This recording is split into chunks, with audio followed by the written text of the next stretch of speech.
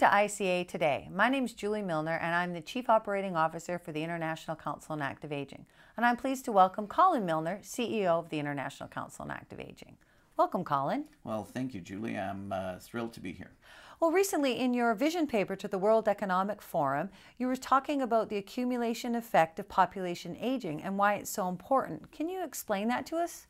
Well, you know, an accumulation effect is really very simple. It's like having a jack in the box where you crank it up and crank it up and crank it up and crank it up, and then all of a sudden jack pops out of the box.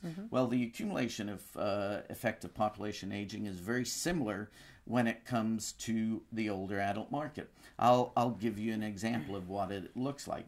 At the turn of the 1900s, we actually used to live to 47 years of age. Now we've added an additional 30 years of life to our life expectancy.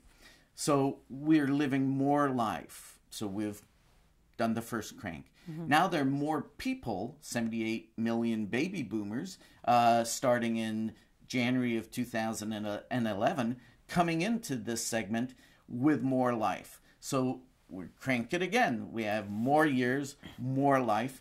And by the time you get to 65, 80% of the population at least have one chronic health condition. So we have more years, more life, more chronic health conditions, and of course, with that comes more cost. So we have more years, more life, more chronic conditions, more cost, and out pops Jack, and we have more challenges.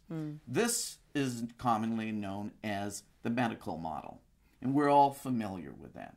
However, the exciting part of the accumulation effect of population aging is there is another part of the equation on the other side of the spreadsheet, and that is the accumulation effect of wellness.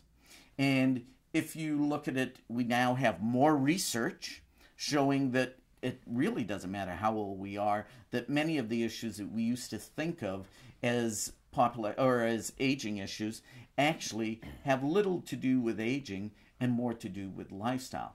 So we now have the first crank showing that, you know, we have more research, and it's showing us that we have more human potential than we ever thought we did before. That's why you have people like Dawes Edie at 66 who climbed Mount Everest, or Fajit Singh in his late 90s who is still running marathons.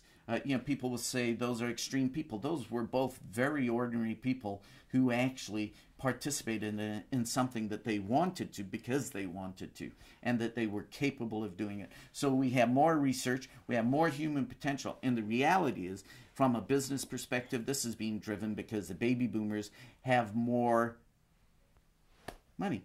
It's a very simple thing, a little thing called money. So 52% of all consumer spending and over $2 trillion. So there's more money. So we have more research, more human potential, more money, and because of that, there are now many more solutions and many more opportunities being created. That's why we have $79 billion that was spent in 2009 on products to help slow the aging process, and why wellness worldwide is a $2 trillion business. So we have more, what? Research. More research, more Human potential. There you go. She was listening. More solutions. More money. More money. More solutions. Right. Which is creating for all of us more opportunity. So if you actually look at the accumulation effect of population aging, the reality is that over the next 20 years, almost everything to do with the older adult market will compound and grow. So the opportunity is immense. The question really is, are you ready to take advantage of that opportunity? And that is why the accumulation effect of population aging is so crucial to how we look at the older adult market from a business perspective.